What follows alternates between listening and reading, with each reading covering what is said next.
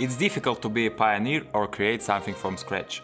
All new products keep a pace with a risk and insecurity. It's not just about science or business, but also about public sphere. It changes slowly and moves not only in the desired direction. To alter the trajectory even for a little bit, we need work hard. And hard working can provide an opportunity for changing things. In our channel there are a lot of videos about free society, ways to achieve it, and of course about its foundations. And maybe you have questions in your head like, is anyone even trying to achieve free society? Is anyone even doing something with their own hands? Or we can just talk about it? And if that's true, this video is for you. Is it possible to create a libertarian society in the 21st century? Are there any examples of such cases? Can it change or affect anything globally? Today we want to tell you about new libertarian project, Monte Libero.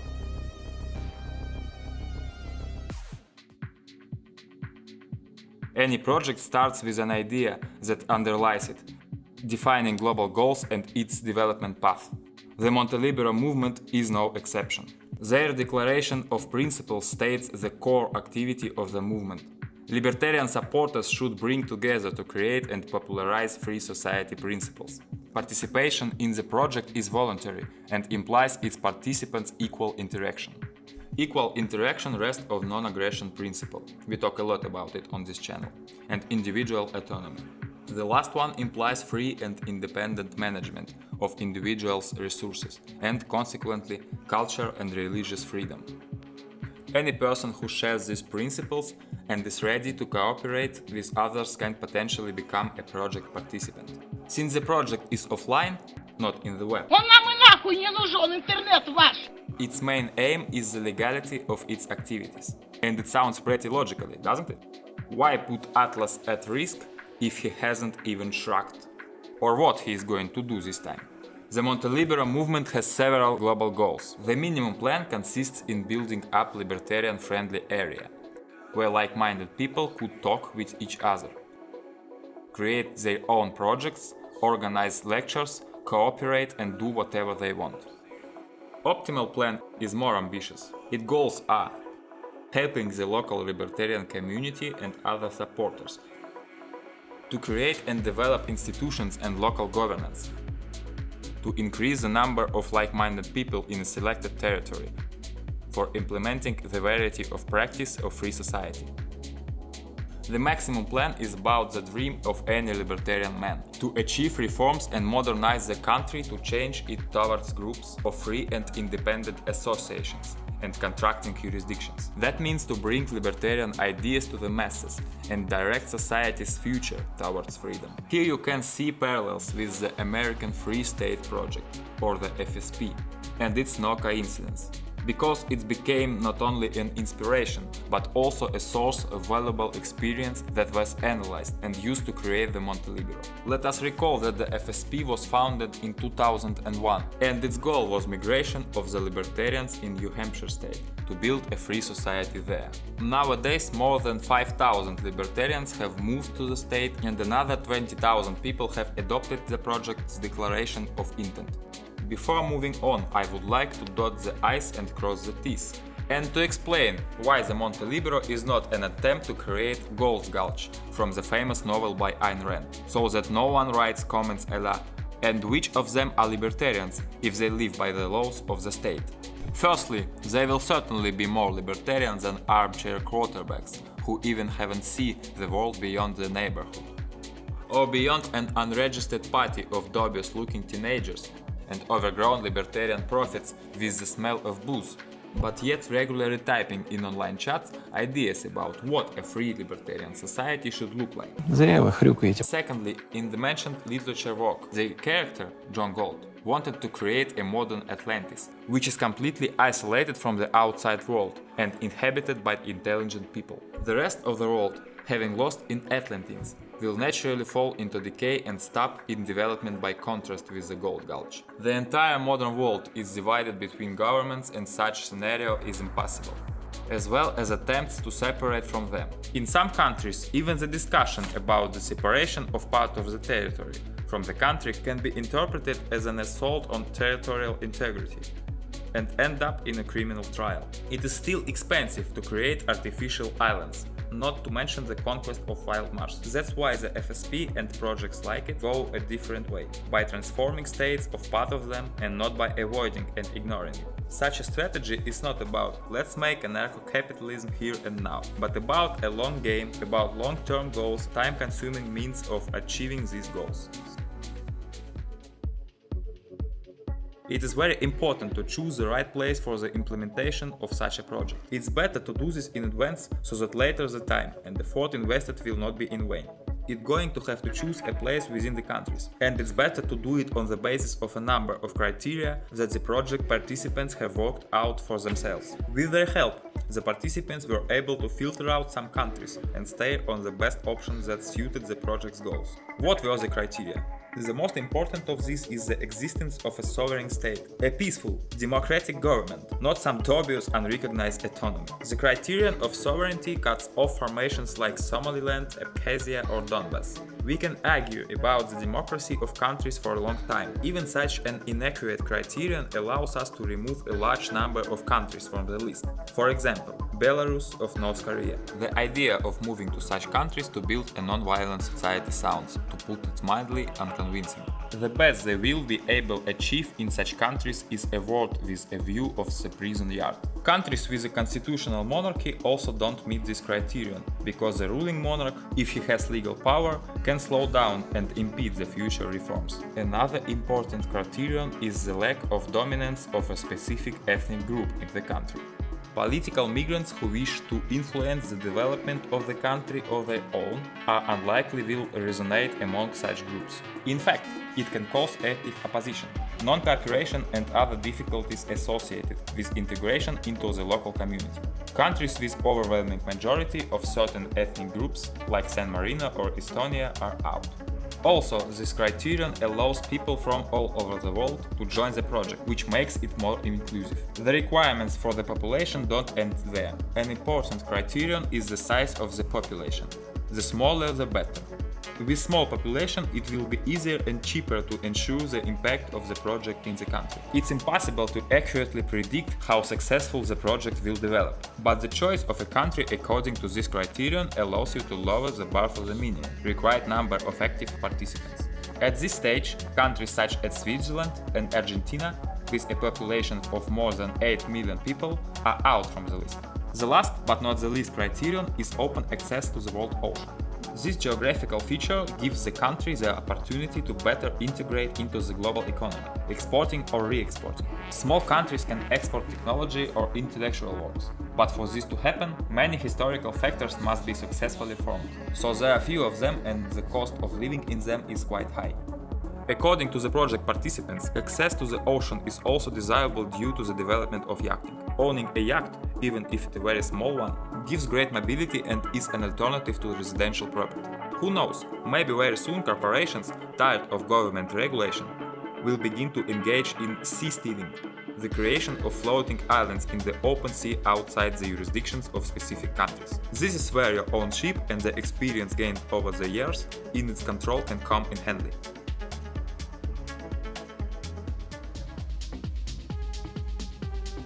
After considering all the countries according to these 4 criteria, a small amount of countries remains, from which the project participants chose the most economically and geographically acceptable one. It turned out to be Montenegro, a small country on the Balkan Peninsula with access to the Adriatic Sea, located next to Bosnia and Herzegovina, Serbia, Kosovo and Albania. The population is only 620,000 people, without one overwhelming ethnic group. Montenegro also has a number of advantages for migrants. It's easy to get a residence permit in Montenegro and you even don't need a work permit.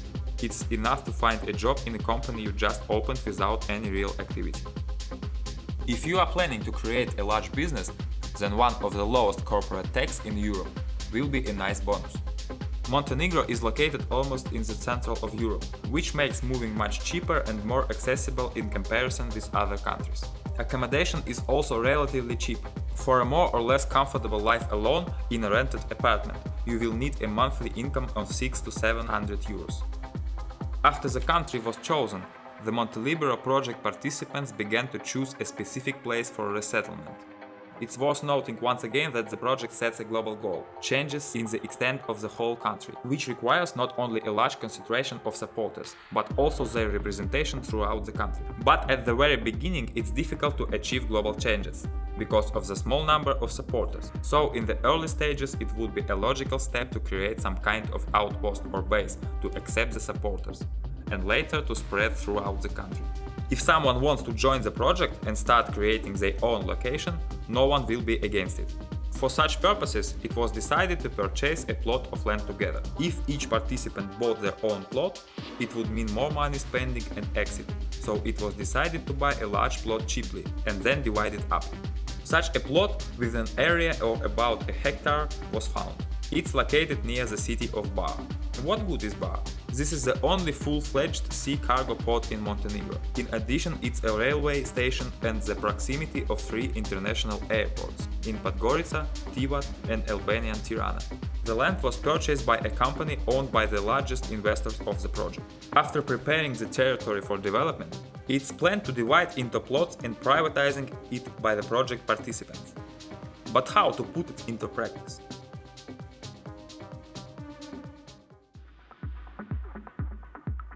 For this, an interesting solution was found using cryptocurrencies and related technologies, specifically the creation of local tokenomics. What is a token? In simple words, this is an accounting unit for an asset in digital projects, similar to a stock on the stock exchange market. The Monte Libero Foundation launched its own MTL token of the Stellar blockchain. This step allows the project to be more open. All operations and holders can be seen in the blockchain. This helps to attract investors and new participants, even if they don't have the opportunity to move to Montenegro, but want to help with the project. The raised money is used to implement the project, to purchase a land plot and to create ground environment. Holding tokens give participants the opportunity to determine the further development of the project. The first 20 participants, owning the largest number of tokens, form the board of directors of the fund, which takes overall executive activities. Voting on a particular issue is determined by a majority of votes, taking into account the weight of each vote in tokens, and is implemented on the basis of multi-signatures.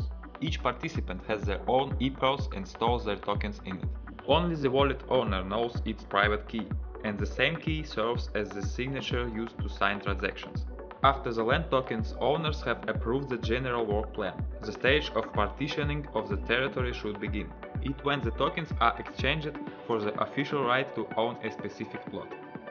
The further expenses for the improvement of the land will be on their owners. Tokens allow you to solve various tasks.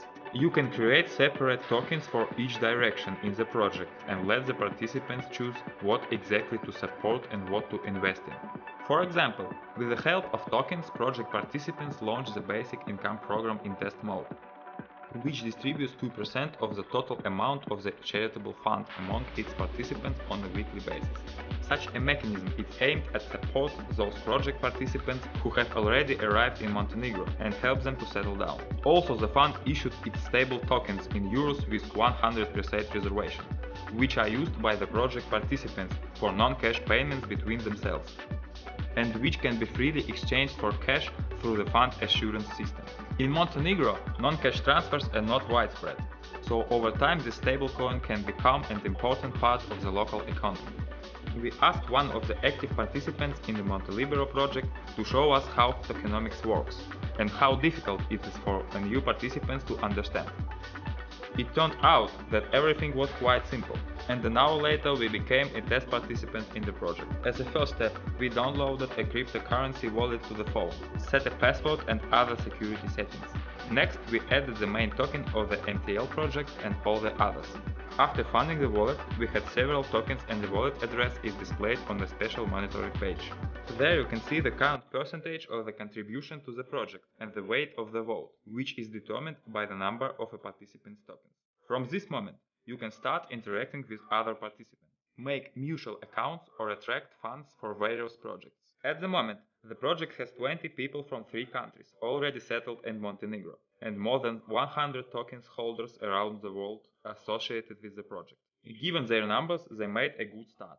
At the end of the summer they bought a land plot, then the area was cleared. roads were built, and the land use plan was developed.